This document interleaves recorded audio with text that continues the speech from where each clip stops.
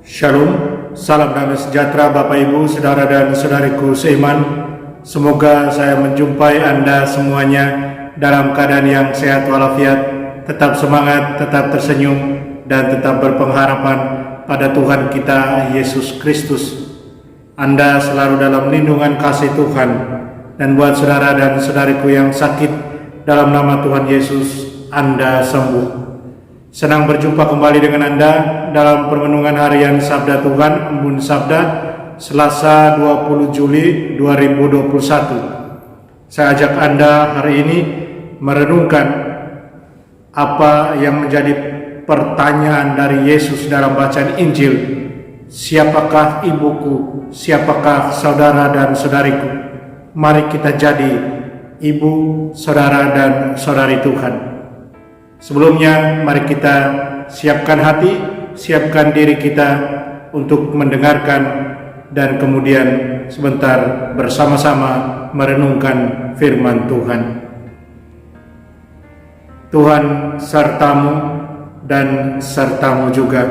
Inilah Injil Yesus Kristus menurut Matius. Dimuliakanlah Tuhan.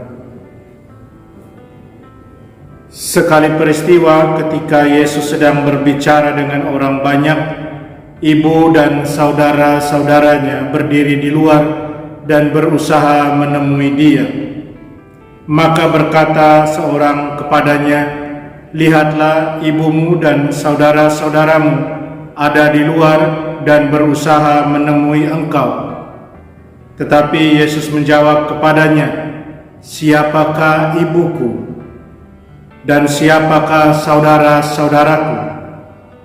Dan sambil menunjuk ke arah murid-muridnya, ia bersabda, "Ini ibuku, inilah saudara-saudaraku.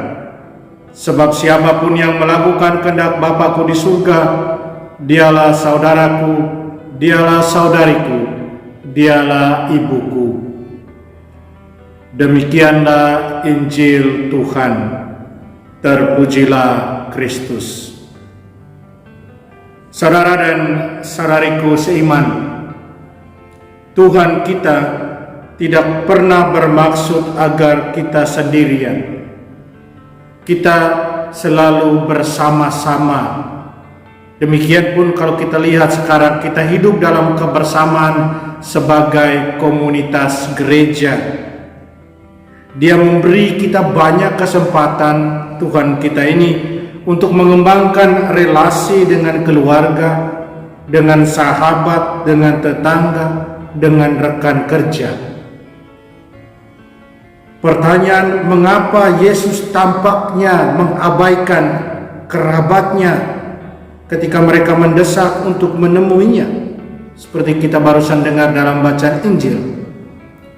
Saudara dan saudariku seiman, cinta dan hormat Yesus kepada ibu dan kerabatnya tidak perlu dipertanyakan lagi, selalu ada. Tetapi yang harus dilihat bahwa Yesus dalam setiap kesempatan tidak pernah kehilangan kesempatan untuk mengajar murid-muridnya pelajaran rohani dan kebenaran tentang kerajaan Allah. Pada Injil hari ini ada satu kesempatan juga untuk menjalankan itu ketika orang banyak berkumpul.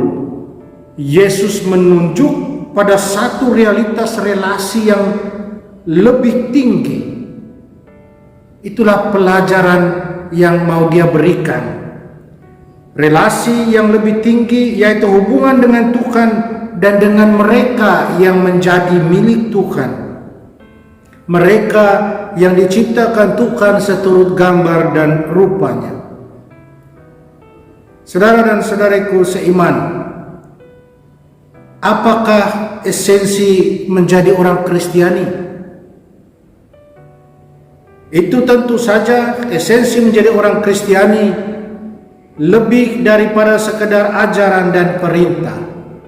Esensi adalah pertama dan terutama adalah soal hubungan, kepercayaan, soal kasih sayang, komitmen, kesetiaan, kebaikan, perhatian, belas kasihan, suka menolong, mendukung, mendorong perlindungan dan banyak kualitas lainnya yang mengikat orang bersama-sama dalam cinta dan persatuan dengan Allah. Allah menawarkan kepada kita hubungan relasi yang terbesar. Apa itu? Penyatuan hati dan pikiran dan roh dengan dirinya sendiri, Sang Pencipta dan sumber cinta. Saudara dan saudariku seiman, kasih Tuhan tidak pernah gagal, tidak pernah melupakan, tidak pernah berkompromi, tidak pernah berbohong, tidak pernah mengecewakan kita. Kasih Tuhan itu konsisten, tak tergoyahkan, tanpa syarat, tak henti-hentinya dan tak terbendung. Tak ada habis-habisnya cintanya itu. Tidak ada sesuatu pun di dunia ini yang dapat membuat Tuhan meninggalkan kita, mengabaikan kita, atau menahan kasih dan perhatiannya yang penuh belas kasihan itu. Dia akan mencintai kita apapun yang terjadi. Adalah sifatnya untuk mencintai. Itulah sebabnya Allah menciptakan kita untuk dipersatukan dengan Dia dan untuk hidup berbagi dalam kasih-Nya. Saudara dan saudariku, Allah adalah Trinitas pribadi ilahi. Allah adalah satu dalam tiga pribadi, Bapa, Putra dan Roh Kudus, dan mereka adalah kekal. Ini adalah komunitas cinta yang tak terbagi. Allah menjadikan kita menurut gambar dan rupanya untuk menjadi umatnya yang bebas memilih apa yang baik, yang penuh kasih dan adil, serta menolak apapun yang salah dan bertentangan dengan kasih dan kebenarannya. Itulah sebabnya Yesus menantang para pengikutnya dan bahkan kerabatnya sendiri di dunia untuk mengakui bahwa Tuhan adalah sumber sejati dari semua hubungan relasi. Tuhan ingin semua hubungan kita, hubungan relasi kita berakar pada kasih dan kebaikannya. Saudara dan saudariku seiman, Yesus Kristus adalah kasih Allah yang berinkarnasi, kasih Allah yang nyata dalam diri manusia. Itulah sebabnya Yesus menggambarkan dirinya sebagai gembala yang baik, yang memberikan nyawa bagi domba-dombanya, dan gembala yang mencari domba-domba yang tersesat. Tuhan seperti seorang ayah yang merindukan anaknya yang hilang untuk kembali ke rumah dan kemudian mengadakan pesta besar untuk anaknya ketika anaknya berubah dan mau kembali. Yesus mempersembahkan nyawanya di kayu salib demi kita, sehingga kita dapat diampuni dan dipulihkan kepada persatuan dan persahabatan dengan Allah. Melalui Yesus kita menjadi anak-anak angkat Allah.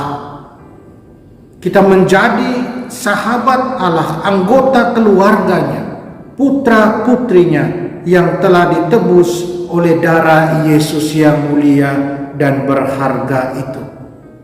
Saudara dan saudariku seiman, mereka yang telah dibaptis dalam Yesus dan hidup sebagai murid-muridnya, semuanya adalah keluarga dari Allah, keluarga orang-orang kudus yang ada di bumi dan juga yang di surga.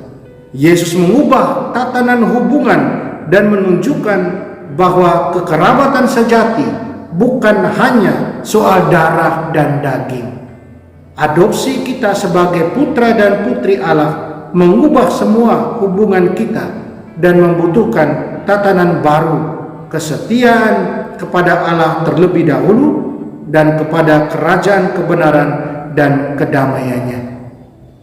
Saudara dan saudariku, apakah kita ingin tumbuh dalam cinta dan persahabatan?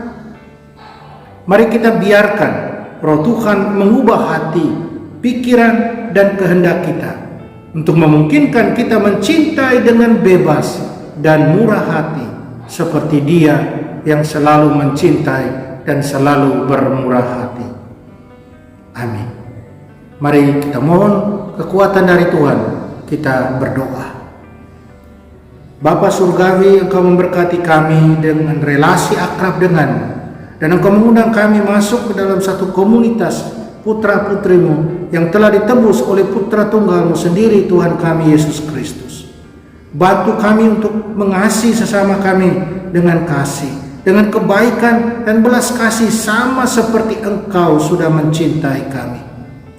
Dalam semua hubungan kami dan dalam semua yang kami lakukan dan katakan, semoga kami selalu berusaha memberi-Mu kehormatan dan kemuliaan. Tolong kami, bantu kami Bapa. Amin.